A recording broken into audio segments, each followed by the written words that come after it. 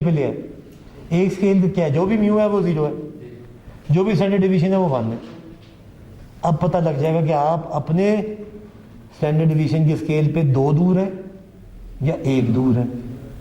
अगर आप 44 अभी बताते हैं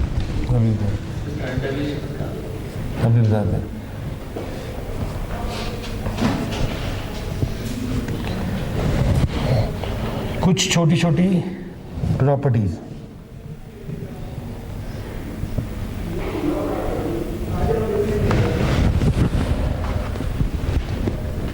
टू द लेफ्ट, अगर आप राइट पे होंगे तो पॉजिटिव होंगे, लेफ्ट पे होंगे तो, ये तो हमें मालूम है, पॉजिटिव डेविएशन है, नेगेटिव डेविएशन।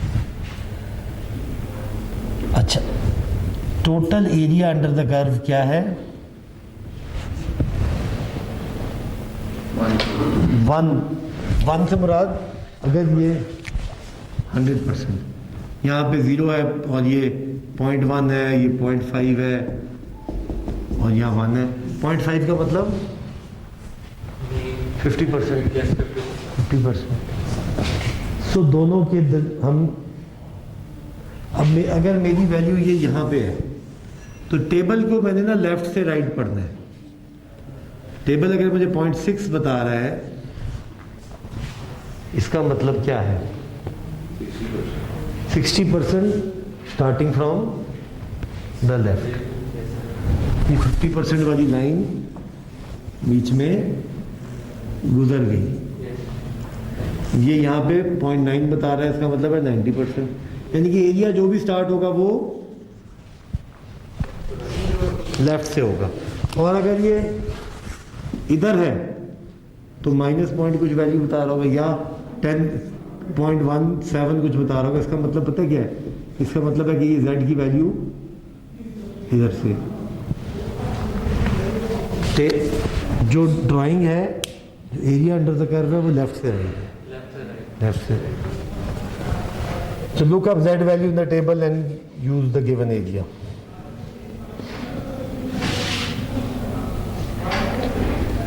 अच्छा, इसको मैं सॉल्व कराता हूँ तो आपको समझ में आएगी बात। अगर बिटवीन टू, आपसे ना 3 तरह के वो सवाल पूछेगा। To the left of the z value आप सीधा सीधा टेबल से देख लें। Left of the z value, क्योंकि टेबल में वैल्यू दी हुई लेफ्ट से राइट है। अगर वो कहता है to the right of the z value, तो जो टेबल से वैल्यू निकलेगी इसकी ना, वो कौन सी होगी? वो ये वाली होगी। मांग आपसे क्या रहा है? वो इससे आगे कितने हैं, तो आप क्या करेंगे? सब्ट्रैक्ट फ्रॉम 13 दी उसने, मांगी उसने, इससे आगे कितने हैं, तो 13 की जो टेबल से वैल्यू आएगी दैट इज दिस। आपसे मांग वो ये पूरे रहा है, तो आप ये वाली माइनस कर देंगे 1 में से, क्योंकि टोटल 1 है। ठीक है, जो अगर राइट पे निकालनी है तो 1 में से माइनस करनी है, लेफ्ट से है तो गिवन वैल्यू पढ़ लेनी है, बस खत्म होगी बात। और अगर 2 वैल्यूज के दरमियान निकालना है तो टेबल से पहले टेबल से ये वैल्यू निकालें, फिर टेबल से ये वाली वैल्यू निकालें, फिर इन दोनों का डिफरेंस ले लें तो ये वाला एरिया। बस सिंपल, इसमें कोई और अगेन मेरा वही पुराने वाला आपसे मशवरा, फिगर बनाएंगे तो सही वैल्यूज निकालेंगे कि z1 क्या है, z2 क्या है, पहले कौन सी आती है, बाद में कौन सी आती है, लेफ्ट से है, राइट से है, फिगर से ड्रॉ होगा। अब चले, अब टेबल पढ़ना सीख लेते हैं। Find the area to the left of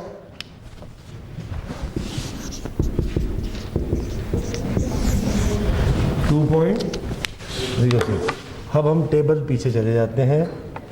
ये वाला हमारा 346 का पेज नंबर। अब हम टेबल चले जाते हैं, टेबल ई अपेंडिक्स सी।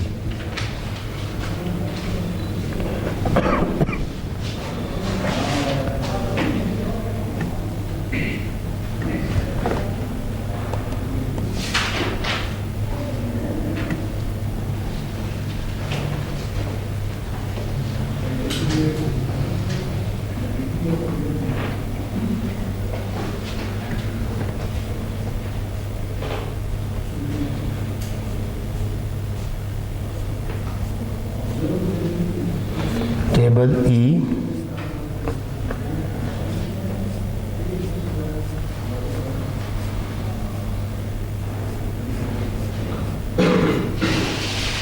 टेबल ई क्या कहता है? क्यूमुलेटिव स्टैंडर्ड डेविएशन,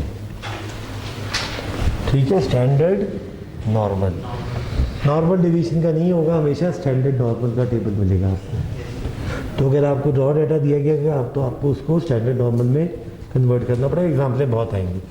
क्या कह रहा है जी आपको ये z इज इक्वल टू, अब इसको ज़रा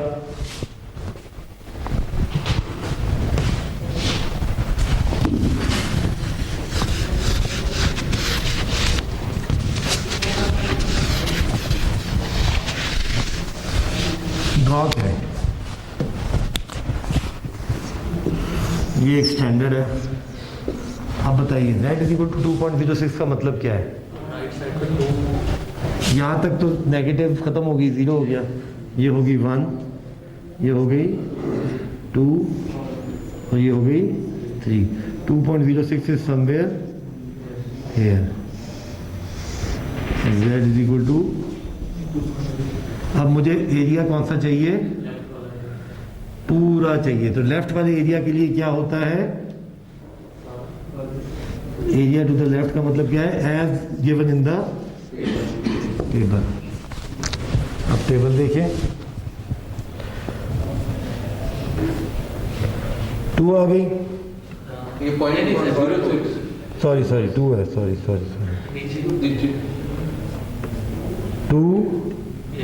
2.06, 2 तो ये है। अब ऊपर से टेबल देखें, 2.00, 2.01, 02, 03, 04, 05, 06। इसको नीचे उतार लेते हैं सर, और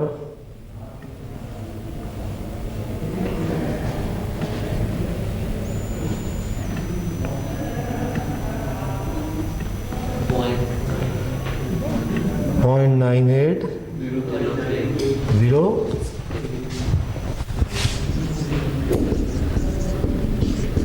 या 98 पॉइंट, ये टेबलों में ऐसे भी निकाला है। हमें ये एम्पेरिकल डाटा से जनरेट किया गया, जिस तरह वो 98%, वो 95, 68 और वो जो वैल्यूज़ निकाली थी ना सर, उसी से ये टेबल्स भी बने हुए। स्टैट के टेबल्स हैं, बहुत extensive standardize over multiple domain data के बने हुए हैं। हमारा इस वक्त काम सिर्फ सादा सा है कि टेबल को रीड करके एरिया अंडर तक कर्व निकाल लें। जी जी जी, minus mean divide by standard deviation, इसकी आप इस वैल्यू में वैल्यू कौन सी, और मीन तो डेफिनेटली निकला होगा, इसमें तो गिवन है ना, ये 2.06 हमें गिवन है। अब हम निकाल सकते हैं स्टैंडर्ड डेविएशन, हमें पता है 2.06 तो वैल्यू z की वैल्यू है ना, तो z तो इधर आ गई। नहीं पता हमें, दी नहीं है हमें डाटा, हमें सिर्फ कन्वर्टेड फॉर्म में मिली हुई है। अगर मालूम हो तो हम वो निकाल लें, मीन डालें, तो हमें x की कॉरस्पॉन्डिंग वैल्यू मिल जाएगी कि वो यहाँ पे कौन सी वैल्यू है जो z इज इक्वल टू 2.6 को रिप्रेजेंट कर रही है। उससे फ़ायदा कुछ हासिल नहीं होगा। हमें सिर्फ ये पता है कि 2.6 z पे जो कन्वर्ट हुआ है वो 98% डाटा को रिप्रेजेंट कर रहा है। अब यहाँ पे जाके देखिए, अगर हम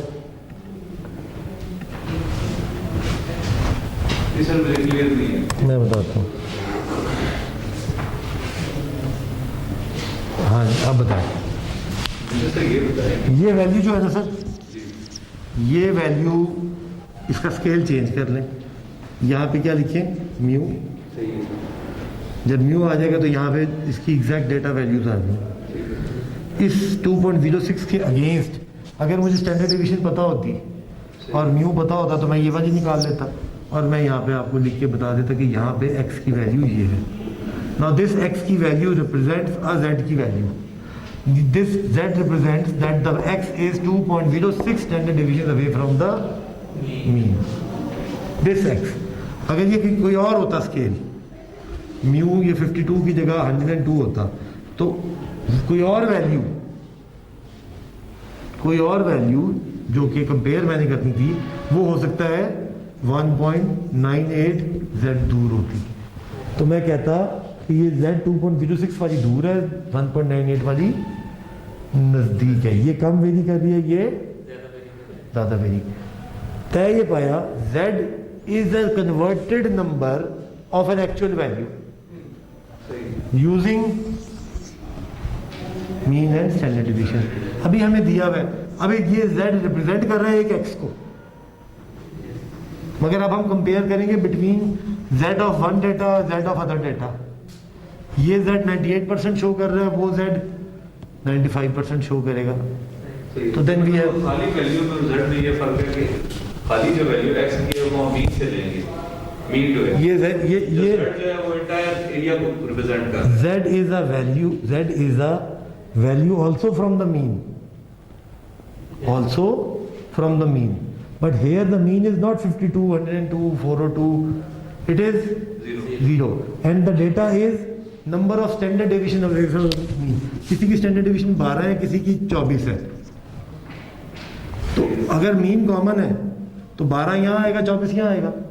मीन अगर 50 है तो ये 62 हो जाएगा, ये 74 हो जाएगा सादा। अगर मीन फर्क है, एक ये वाली वैल्यू 74 पे है तो ये 2 सिग्मा दूर है, एक और वैल्यू है जो कि मीन 102 है या 100 है और स्टैंडर्ड डिवीजन 40 है, और वो दूर है आपसे, स्टैंडर्ड डिवीजन 40 है और जो वैल्यू दूर है वो आपसे 160 है, मतलब 140 180 पे 2 होते हैं, वो 160 पे वैल्यू है। तो अब ये वैल्यू कितनी दूर है अपने मीन से? जाहिर तो 60 दूर है, ये 60 दूर है और वो सिर्फ 24 दूर है। हमें लगेगा यार ये बेहतर है डेटा,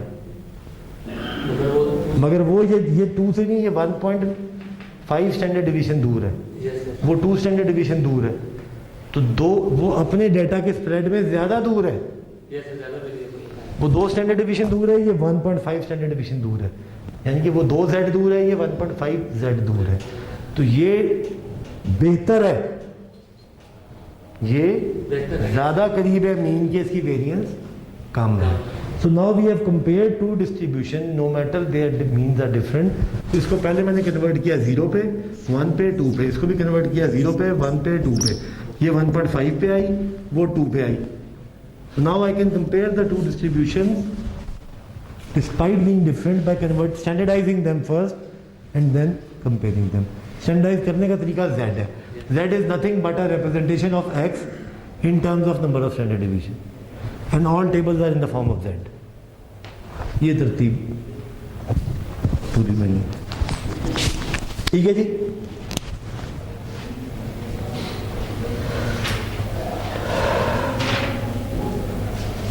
इसका एक पोस्ट इफेक्ट ये है, जो ये जिससे मैं गुजरा हूँ, जब सांस चढ़ जाती है, पहले ऊपर से ये मास्क भी है और कुछ अंदर से फेफड़ों ने भी कुछ सारा कम देना शुरू किया है। तो अब मेरा ख्याल है मुझे तकरीरें छोटी करनी चाहिए और चल अब राइट है, बड़ा सिंपल है। टेबल से -1.9 की वैल्यू निकालें, कैसे निकालेंगे? देखिए ना, लेफ्ट पे तो क्या था, टेबल,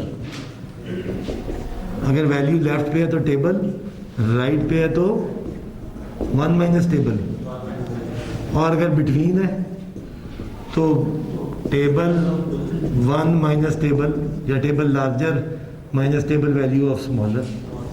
सिंपल, ये आपने वही चीज़ करनी है। ये बिटवीन है, इस पे निकालें, इस पे निकालें। चलें, सवाल फाइंड Z प्लस 1.68 माइनस 1.6। अब इसको ड्रॉ करें। ड्रॉ का मतलब क्या है? ये और ये। अब आपको ये वाला एरिया चाहिए। Z में तो एरिया दिया होता है यहाँ से लेके यहाँ तक। पहले ये फाइंड करें 1.68, फिर ये फाइंड करें 1.37, दोनों का डिफरेंस लें तो आपके पास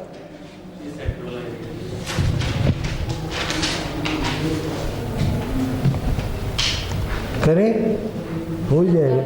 आगे बहुत सारे आएंगे, चलिए चलें अभी कर लेते हैं आपके लिए। टेबल किस वैल्यू पे था, किस पेज पे था? 784।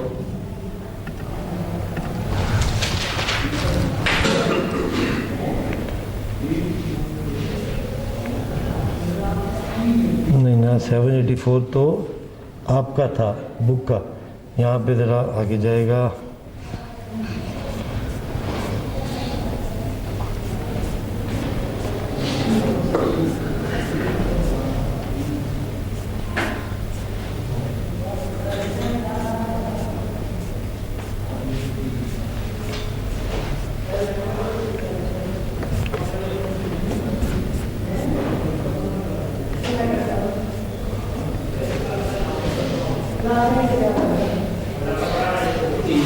Table E.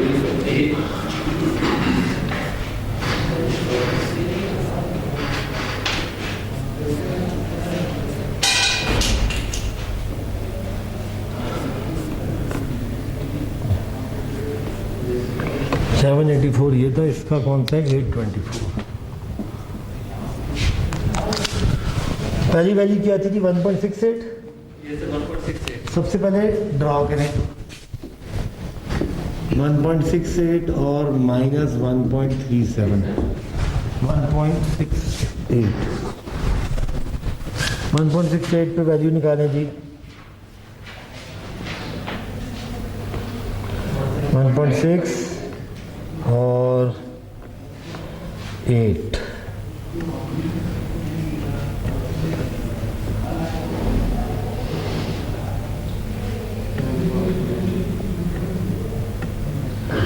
.95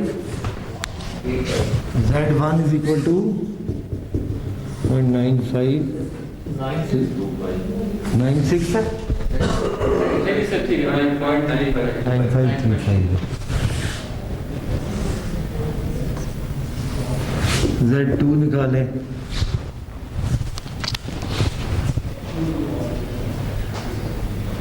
माइनस 1.37।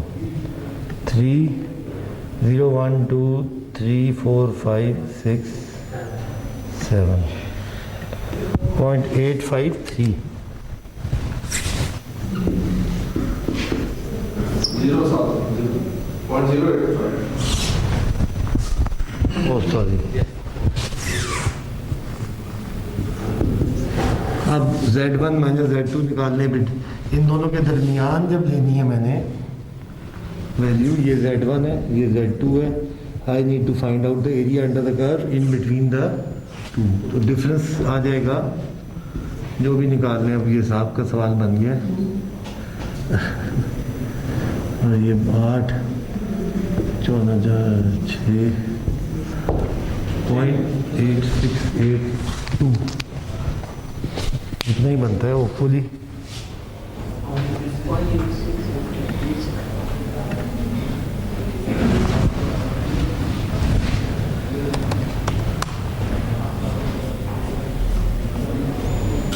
यही बन रहा है, ठीक है जी, सिंपल।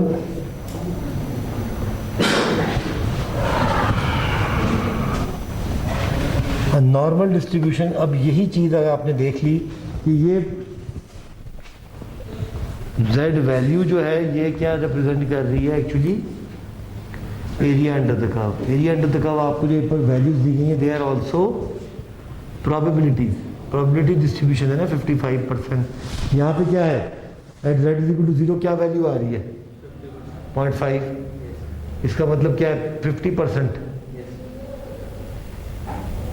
यहाँ पे क्या है? 1 है, इसका मतलब क्या है? 100%। सो हैंस ये सर 86.82% एरिया कवर। जी बिल्कुल यही the area between Z2 and 86.82%। वो बिल्कुल वही लिखा है। So a normal distribution curve can be used as a probability distribution curve for normally distributed variables. Recall that the normal distribution is continuous distribution as opposed to discrete। फलाना फलाना हमने नहीं पढ़ी क्योंकि चैप्टर 5 में discrete थी, हमारा काम नहीं था उस पर। So in other words, for every Z value there is corresponding height और फ्रीक्वेंसी और value as well as percentage जो हमने निकाली है. So the probability is a special notation. For example, if the problem is to find the probability of any z value between 0 and 232, इसका मतलब क्या है? आप z 0 पे निकालेंगे, वो सॉरी p वैल्यू एट 0 निकालेंगे, p वैल्यू एट 2.32 निकालेंगे, डिफरेंस लेंगे तो आपके पास प्रोबेबिलिटी जो एरिया अंडर द कर्व है that is the probability, that is the percentage. तो एनी वैल्यू का कितना चांस है? 77%, 86% चांस है. जैसे अभी 86 निकाला है तो इसी तरह उसको भी निकालेंगे. तो ये अगर आप सवाल देखें, ये वाला देख लेते हैं. What is the probability that z value is between less than 1.65? क्या करेंगे? 1.65 की वैल्यू लेंगे. z निकालेंगे 1.65 पे. 1.65 इज समवेयर, ये 1 है, 1.65 पे, और जितना जो वैल्यू आएगी दैट वुड बी द, ये देख लें आप, looking up z it is 0.95, hence it is 95. यानी कि सेम चीज़ को रिप्रेजेंट करने का तरीका फ़र्क है या नाम फ़र्क दिया, otherwise Z greater than I of. अब वो देखें, ये देखें, तीसरे वाली देखें. इसमें क्या करेंगे? चुप, अभी सवाल के बजाय यहाँ देखते हैं. 1.12 1.19 है, 1.91 है. ये z की वैल्यू है. वो आपसे क्या मांग रहा है? ये वाला एरिया पूछ रहा है. टेबल से आपको क्या मिलेगी? पहले ये निकालेंगे, उसको 1 में से माइनस कर देंगे तो आपके पास बचा हुआ आ जाएगा. तस्वीर बन जाए ना, तो then it is just looking at the table. और तस्वीर के बगैर टेबल से टकरे मारेंगे, गलत हो जाएंगे. या आधी वैल्यू ठीक निकलेगी, उसके बाद माइनस करना है, प्लस करना है, नहीं पता लगेगा. ये वाली बात हम कर रहे थे, उसमें उसने क्या कहा? लुक अप, ये वैल्यू आई, 1 में से माइनस की, ये बची हुई वैल्यू आई.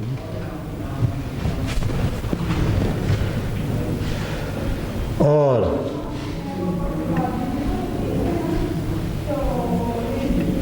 अब उल्टा का p से z वैल्यू निकालें. Find the z value such that the area under the standard normal distribution curve between 0 and the z value is. अब ये उल्टा कह रहा है, तो ये वैल्यू जो है, जो एरिया की वैल्यू है वो कितनी है? 2.2123. इसके लिए z बताएं. तो टेबल में चलते हैं टेबल पे.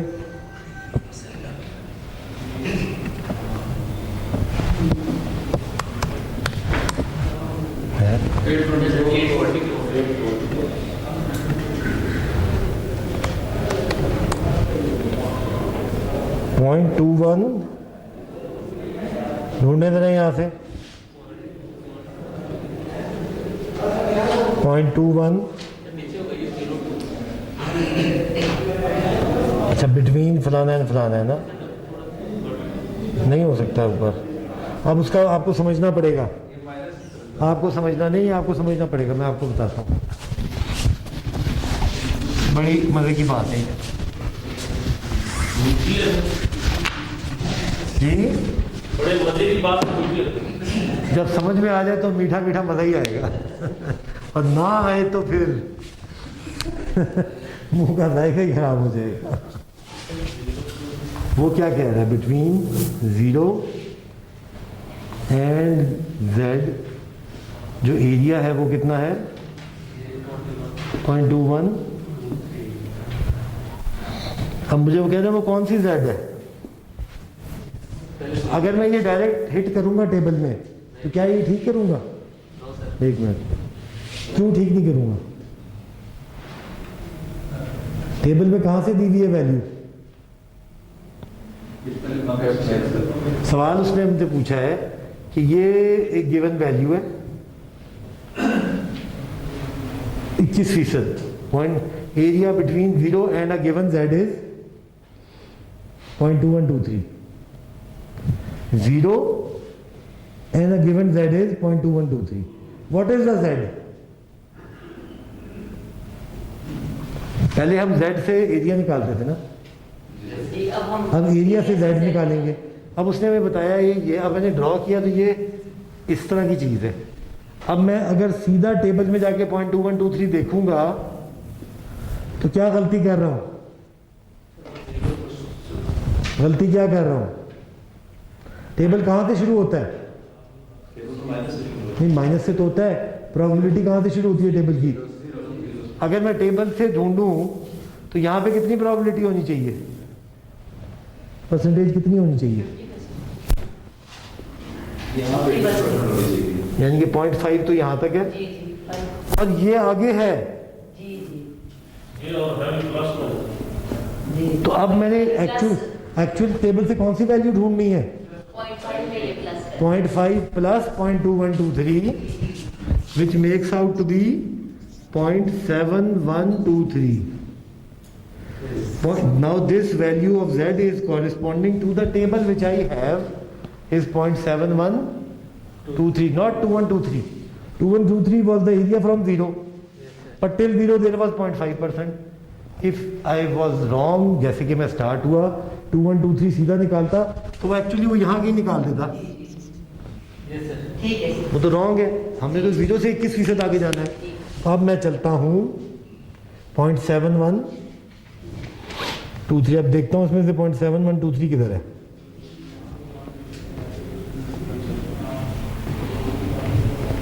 ये सर 0.56 71 मिल गई, 0.5 और 0.06 पॉइंट, ये देखें ये 0.5 है, ये वैल्यू इधर से इधर तो इधर से इधर जोड़ी तो ये 0.56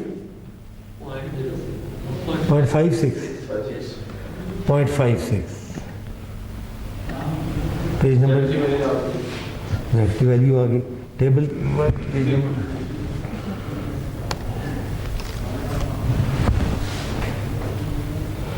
ये वही बात हमने जो की। In this case it is necessary to add 0.5 to get the cumulative area of this. ये तो हमें 0.2123 इधर का दे रहा था, तो ये कौन जमा करता?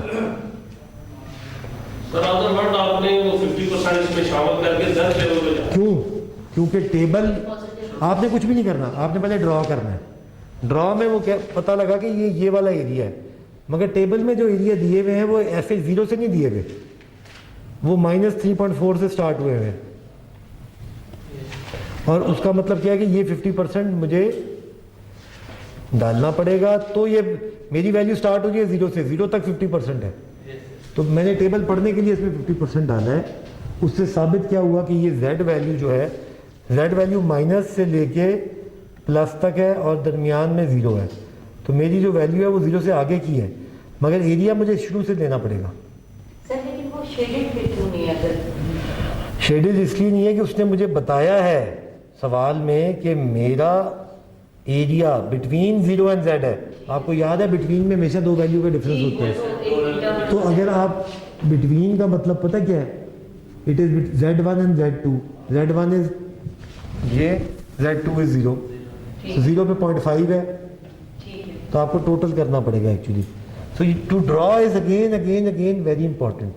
If you would have not drawn you would have mistaken and taken 0.2123 से वैल्यू निकाली और क्योंकि 0 तक एरिया 0 नहीं है, बेहतरीन 0 तक एरिया जो है 50% है, वो 50% का हिसाब भी तो देना है ना। तो और